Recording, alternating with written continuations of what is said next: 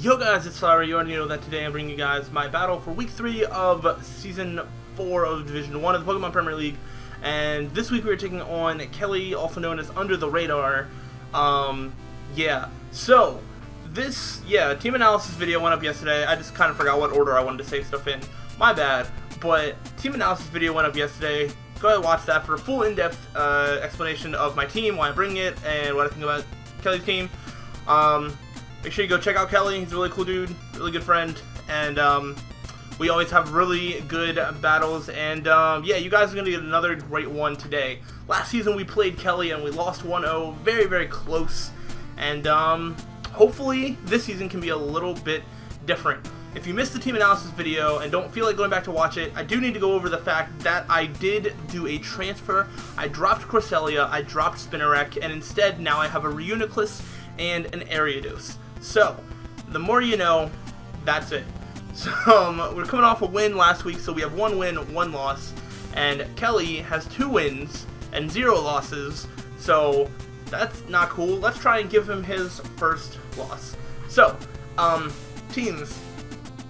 The quick breakdown of my team is a Scarfed Victini, a specially defensive Leftovers Regenerator Reuniclus with Calm Mind, an Assault Vest Tentacruel with Mirror Coat, a Scarfed Tyranitar, a physically defensive Leftovers but still rough skin Druddigon, and a max HP, max special attack Rotom with Thunderbolt instead of Volt Switch, which I kind of regret. I would have liked a Volt Switch, but you never know, man. With Nidoking and it's just like, I don't know. Ground types always make me kind of nervous.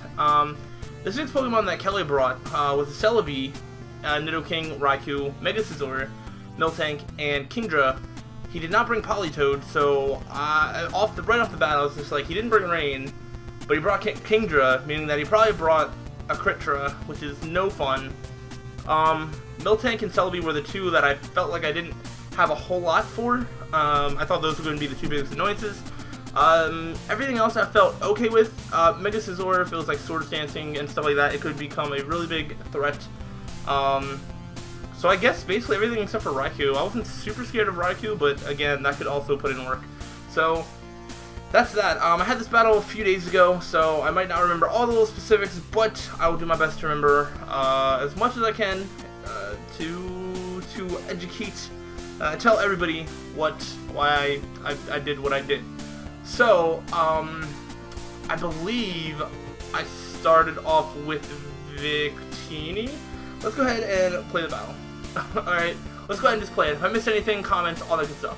But, I had no reason not to start off with a Scarf Victini because I didn't know like what he wanted to start with.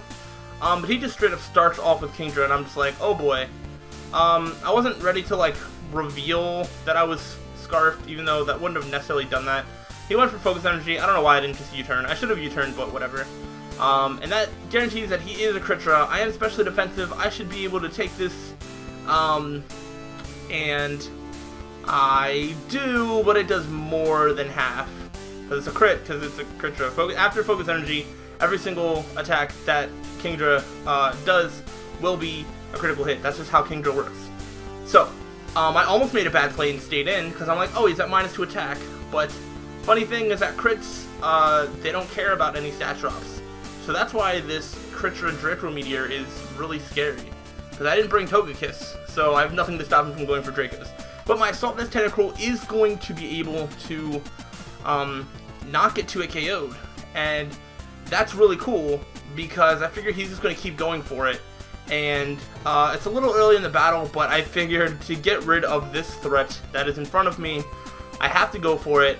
I have to take the hit, go for a Mirror Coat, and take out the Kingdra, which I do.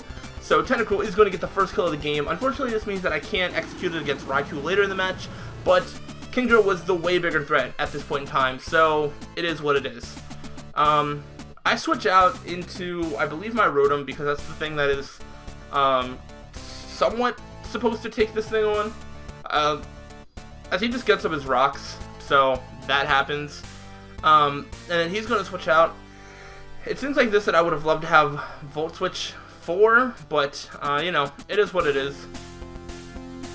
and I believe I go for the Will-O-Wisp, because I figured that would have been good for the Miltank or for anything that he would have switched in. Nothing really wanted to get burned, because he doesn't have a fire type.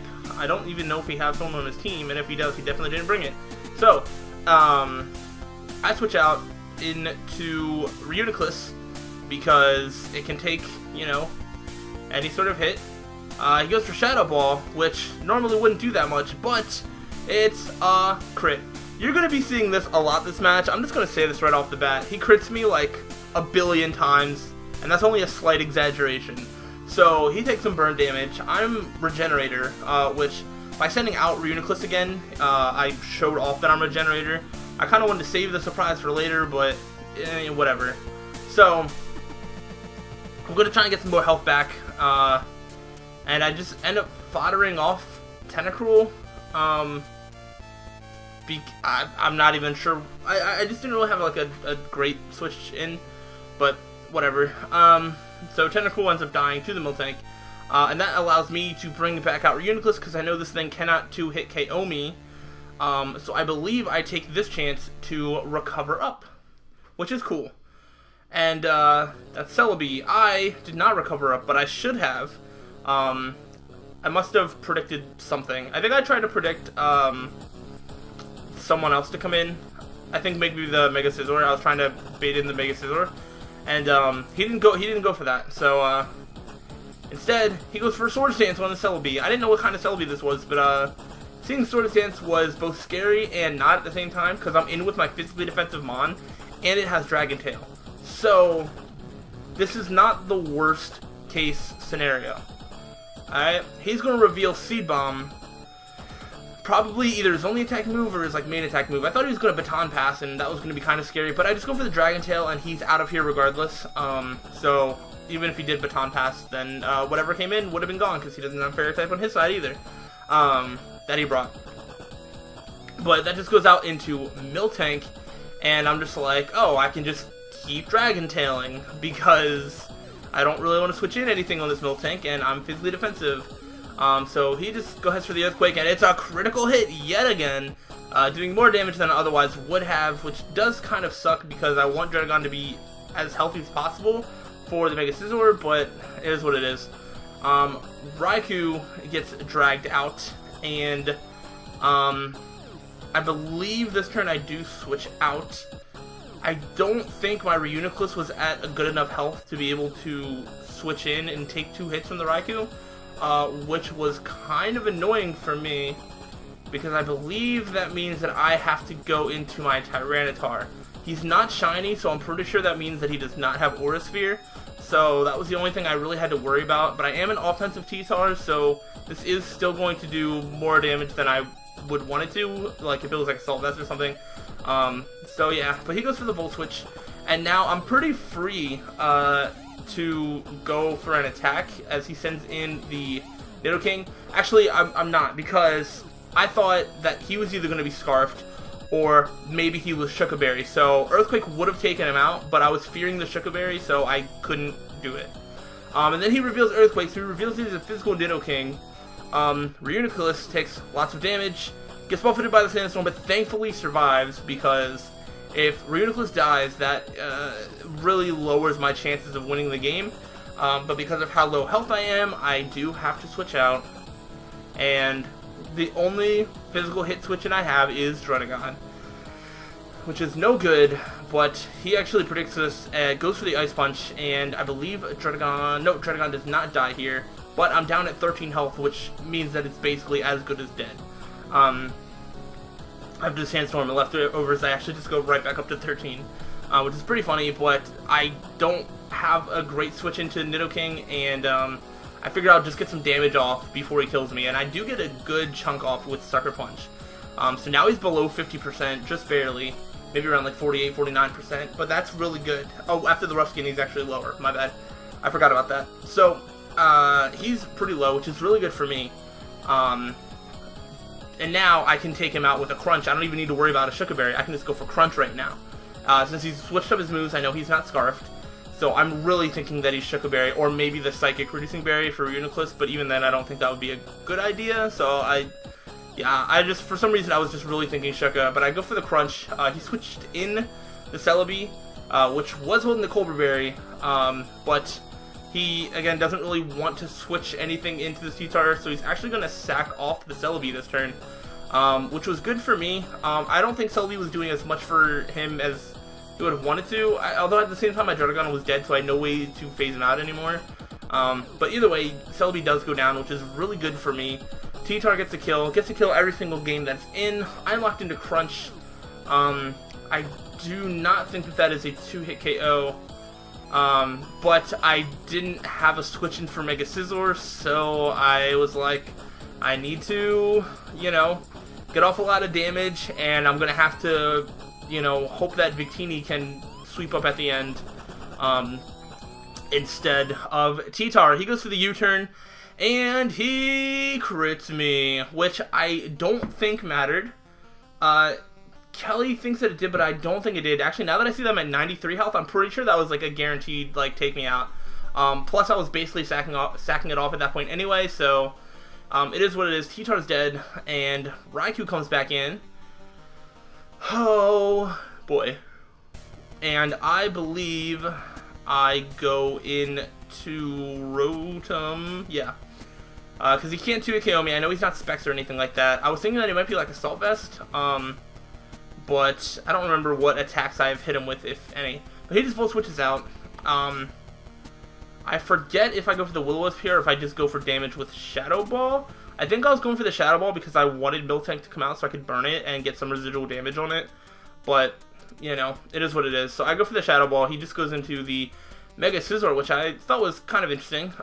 Like, I'm faster than Mega Scizor, so I didn't know like what he was trying to do here, but he just goes for the Bullet Punch for some damage, and basically the play I make was to Will-O-Wisp, because just in case he was trying to like bait either the Shadow Ball or the Thunderbolt and trying to pivot around that. I figured, again, nothing on his team wanted to get burned, so I will just try and burn whatever might come in, or I just burn the Mega Scizor, which does die to the first burn turn, so, you know, it's the same thing as if I would have attacked him. And Rotom gets his first kill of the season, which is really cool. Raikou is going to come back out, and by the way he did this, I really should have figured out that he's choiced by now, but I didn't, because he switched out to switch back in to switch up his moves, but I didn't catch that at all. And Rotom goes down here. That crit, I want to say, does not matter also, but it could have been a roll. I don't think it was. I was max HP Rotom, so I don't know. He's going to live on just a slight bit, which means that I can just go into Victini. I'm Scarfed. I outspeed him, and I can just go for the attack. He's Scarfed. Ooh, this basically put an end to my game because Victini needed to be above 50% health so it could live a Sucker Punch from Nidoking, and if it did that, I could actually have almost swept right here, but this Miltank also was not low enough health. I was trying to bait out the Miltank so much this game. But yeah, so I go for the Zen Headbutt, not the V-Create, because I wanted to stay faster. But at this point, I had to let Victini die. And man, I was really upset that was a Scarf for Raikou. I thought there was no reason for him to bring that, but you can see it definitely worked out for him. Now, he cannot take me out here, and Reuniclus is my only hope. I have to hope that there are no Body Slam Paras or Full Paralysis happening to me, and I just need to recover up till I'm at a good amount of HP. Where he's at now looks like a Psychic could kill if he's physically defensive with Miltank, which I thought he might be for the Victini. I think it turns out that he was like a mixed defensive to try and deal with both types of Victini, but yeah, so there's that. Now I'm at really good health. This is the best health that I'm going to be at, and here we are going to basically come to the end of the game. So he goes for the Body Slam. He crits me again, which, surprise, surprise, that's just the story of this game. We go for the Psychic and do kill, and then here comes probably the most stupid thing I've ever done. The only move that has a chance to take me out here is Sucker Punch, which means I could recover here, get to full health, and I'm fine. But I was calcing that he was adamant like Shuka Berry, and the max roll for that was 58%, and I was at 58%. But the joke's on me because he was Jolly Expert Belt. Because he was Expert Belt, that put the roll in his favor. It was still a roll, but it was more like a 50-50 roll, or a roll that was actually in his favor. So, because I kind of guessed the item wrong, I lost. But at the same time, if I would have just recovered there, I would have won. Because Sucker Punch was the only thing that could take me out. So I would have recovered as he went for Sucker Punch. I would have been at full health. Not even a crit Sucker Punch will take me out at full health. And then I could take out the Nidoking with the Psychic. And that would be a 1-0 victory for me. But I was foolish, I was stupid, and I was like, oh, I'm just gonna go big or go home, and I'm gonna hope he doesn't get the max roll. But Expert Belt, man. I knew he wasn't Life Orb just because of damage and the fact that he went for Earthquake and didn't take Life Orb recoil. So I figured that he had to be a berry, but man, Expert Belt really, really got me. And that really sucks for me. So that is completely my fault. Despite all the crits, despite all of that, at the end of the day, at the end of the game, that was up to me. That was up to me to just hit recover. Like, that is really upsetting because I lose the game 1-0 because I just decided that I didn't want to take one more turn to ensure the guaranteed win. So, no other move that he had could have taken out Reuniclus from that health. Only Sucker Punch. So I knew I had to go for recover, and I just didn't do it. So that is something that I am not going to let myself live down for a very long time. This also means that we are 1-2, despite the fact that we could easily be 3-0 right now, because, I mean, this was a guaranteed win for me at the end there. If I hit recover, I win. That's it. And week 1 isn't quite as guaranteed, but, you know, without any hacks there, that could have been a different story. I could have still lost that one. I don't know. I'm just saying I could be 3-0 right now. And I'm 1-2 instead, which really, really sucks. I feel like I played better than Kelly this game. Kelly feels like I played better than Kelly this game. But Pokemon is the game that we play, and this is what happens. So I just need to make sure in the future to not take chances like that when there's a guaranteed option right there for me. And that's basically that. So I'm not super happy with this week. It was a good game up until the very last turn, which I threw away. But I mean, there's really nothing to discredit Kelly. You know, he's 3-0 now, so that's really good for him. And we just really need to win next week. And next week we play Jack, the Don Fanatic. We always have fantastic games against him. So I am really looking forward to that game. And hopefully we can get a win, because 1-3 is not very good in terms of relegation and everything like that. Whereas 2-2 is a little bit better. And maybe we can get on a little bit of a winning streak. We're playing fine. It's just a couple little things that I need to change. And I could very well be like winning this thing. Right now it's not looking likely that I could, but I feel like I have the ability to. I'm playing at a pretty good level, and there's just a couple minor things that I'm just messing up here.